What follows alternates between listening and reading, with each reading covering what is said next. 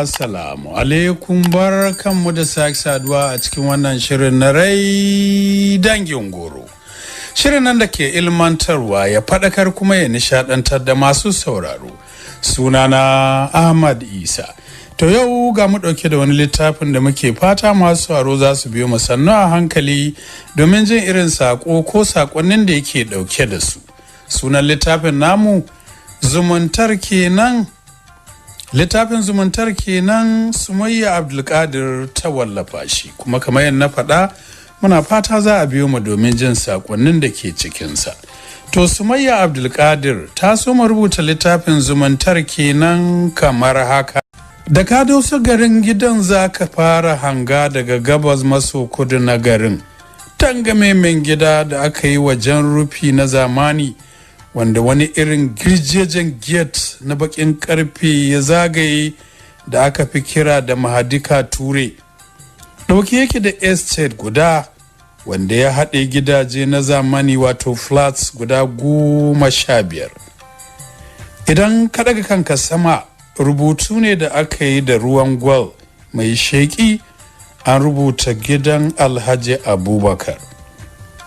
Gidaje ne reras masu sanyin gani a ido da aka yi wa fenti ruwan gwaiduwar kwai. Gida ɗaya ne ya bambanta da waɗannan gidaje guda 14, wato gida na farko. Gida na farko ya fi duk gidajen girma, kuma shi kaɗai ne mai hawan bene. Mamallakiyar wannan babban gida tsohuwa ce 'yar kimanin shekaru 75 a duniya, mai amsa sunan Hajiya Hadiza, wadda 'ya'ya da jikokinta ke kira da Hajja. Za ka yi mamaki idan ka ji cewa duk girman gidan nan ita kaɗai ta yi rayuwa a cikinsa a matsayin matar gida. Haka duka 'ya'yayen nan 15 ita ta haifi abinta ɗaya bayan ɗaya, babu ɗan miji babu ɗan kishiya a ciki. Wannan ya faru ne a cewar al'umma gari, a sabili da ƙaunar da marigayin mijinta Alhaji Abubakar ke mata da kuma kyawawan halayenta da kyakkyawar ma'amala da kowa. Don haka ne bayan rasuwar Alhaji Abubakar, 'ya'yansa ba su yi maraici mai yawa ba. Hajja ta zama bango a bajin ginarsu. Wannan kuma baya nufin cewa sakar musu take yi, a'a, akwai tarbiyya ga duk wani ɗa ko jikan Hajja. Babu wanda za ta saka wa kara ya tsallake, babu wanda za ta ce wa ya ce mata a'a, babu wanda zai zartar da wani hukunci a kan gaban kansa ko iyalinsa ba tare da izininta ba. Mace ce mai kyakkyawan tunani tare da kaifin basira, ta yadda duk wani motsi da 'ya'yanta ko jikokinta suka yi to ta san me suke nufi. Mutum ce kaifi ɗaya, ba ta zance ta canza. Haka duk ƙaunar da take gwada wa 'yan jikokinta ba za ta taɓa yadda ƙarami ya kawo wa babbareni ba. Jikokinta suna ƙaunarta sosai fiye da iyayen da suka haife su.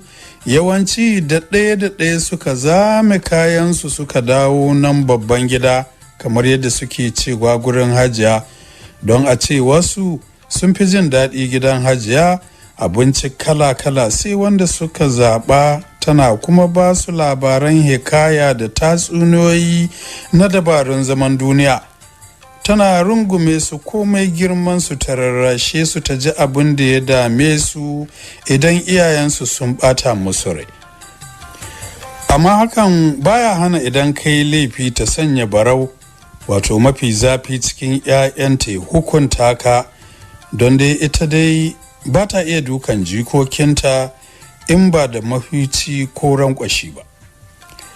Hakan nan bayan ran Alhaji Abubakar, Hajiya Hadiza ta tsaya tsayin daka wajen tarbiyyar zuriyarsa tare da kiyaye auratayya tsakanin jinin shi.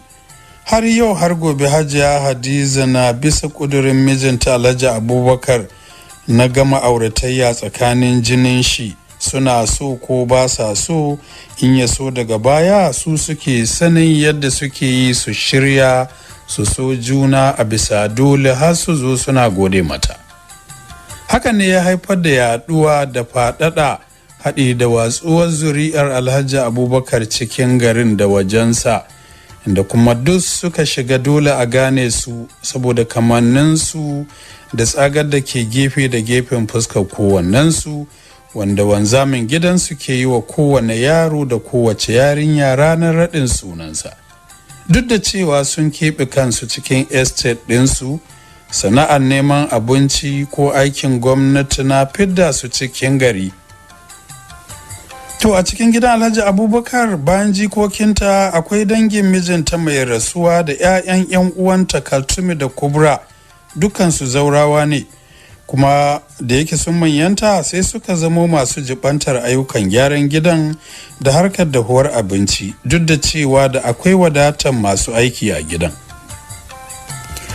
Bangaren 'ya'ya maza wato boys quarters shi Hajiya ta ware daga farkon gidan, waɗanda ga gidajen iyayensu fa amma sun gudu sun tare mata har girmansu. Sauran jikokinta 'yan mata da suka tasa duk ta aurar da su. 'Ya'yan Hajiya 15 ne, maza 10 mata 5.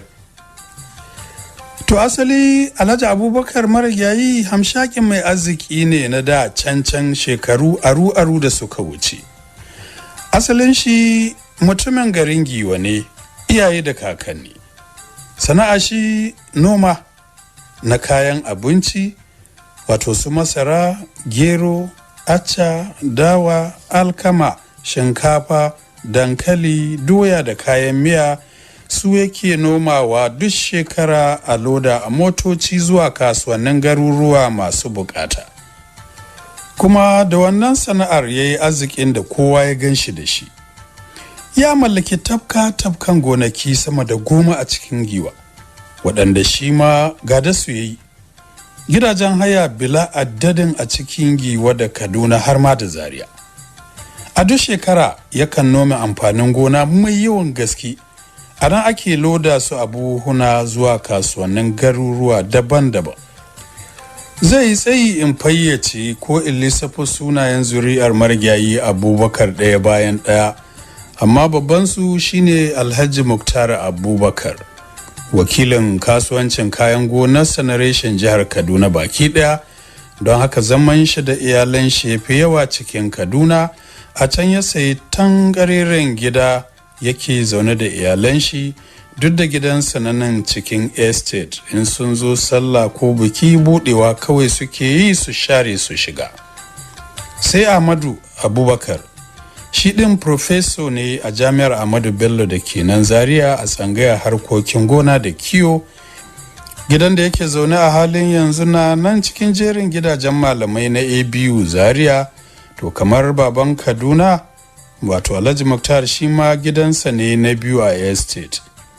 Yadda Alhaji Muktar ke zuwa da iyalan shi su yi kwanaki ko sha'ani, haka yake zuwa da nashi. Alhaji Na'ibi Muktar ke bi mashi, gidan shi na nan cikin estate, shi ke kula da gonakinsu. Sai Ibrahim Abubakar mai kula da gidajen hayar su na cikin Kaduna.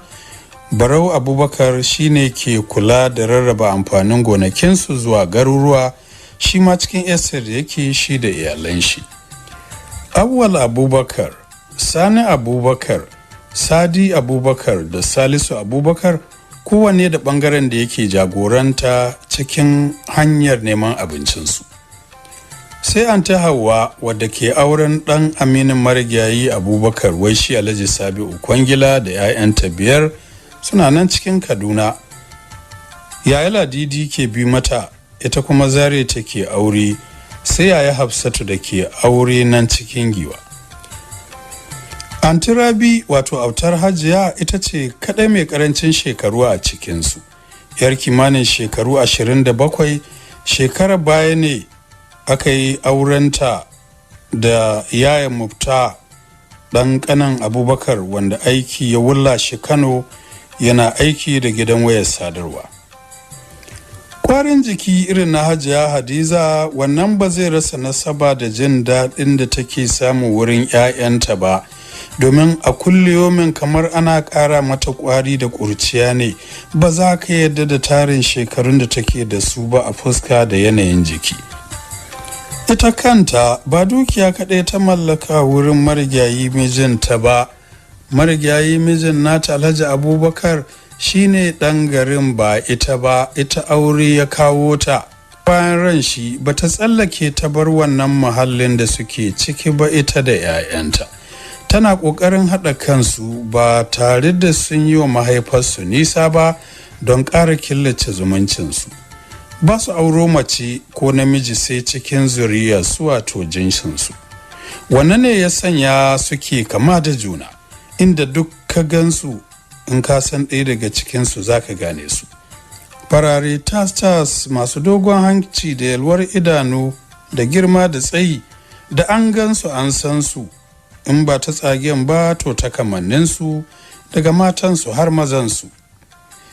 Sai dai mutane da yawa kan ce zuriya Alhaji Abubakar sun fi girman kai da ɗagawa, amma a zahiri natsuwa ce kawai da Allah ya halicce su da ita, da tsabar sanin ciwon kansu, domin dukkaninsu ilimi na Muhammadiyya da na zamani ya wadaci kwanyarsu. Har kullum arzikin Alhaji Abubakar karuwa yake, domin ba sa wasa da haƙƙin Allah cikin dukiyoyinsu wato zaka. Har zuwa inda yau ke motsi, tun bayan ran margayi Abubakar ba a ko taɓa kwatanta auren bare cikin zuriyarsa ba, don a ganin su auren bare zai bata musu family, zai janyo rarrabuwar kawuna, ya rarraba musu kan 'ya'ya, kuma ya haifar da sauyin kamanni a cikinsu.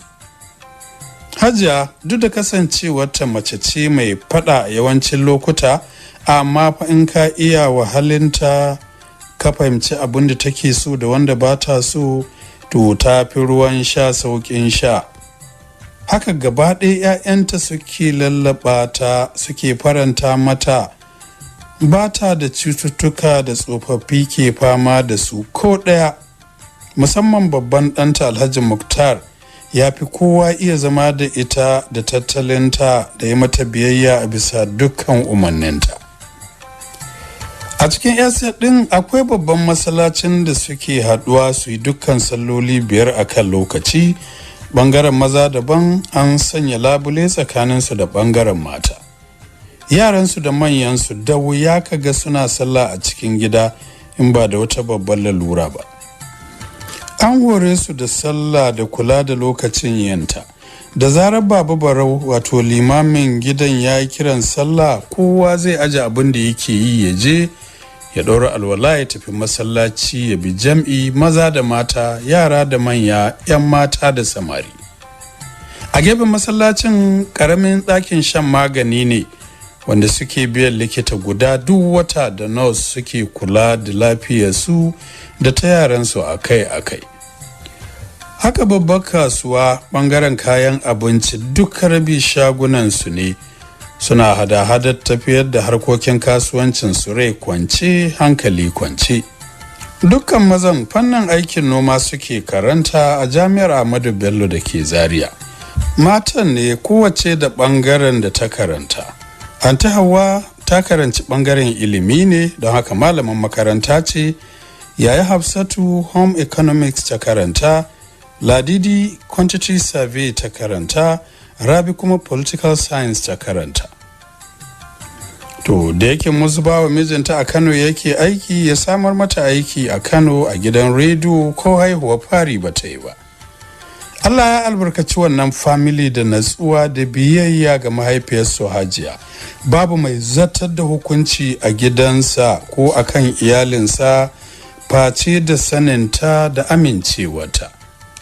Haka igiyoyin auren da take kokullawa a tsakaninsu ba sa ganin bekenta, domin duk wanda ya bi ko ba da son ransa ba, daga baya sai ya ga amfaninsa. Don haka duk cikin samarin da 'yan matan da suka tasa, babu mai tunanin yin budurwa ko nuna ga wanda yake so, sai wanda Hajiya ta ga ya yi mata daidai ta haɗa su. A halin yanzu dai yara 3 ne mata a gabanta da ba su haura shekaru 7 zuwa 8 ba. Duka jikoki ne, Ummi wato Khadija, Zanira da ni Fa'iza. Samarin maza 'yan sakandare da na jami'a su ne Allah ya yawa da su a gidan.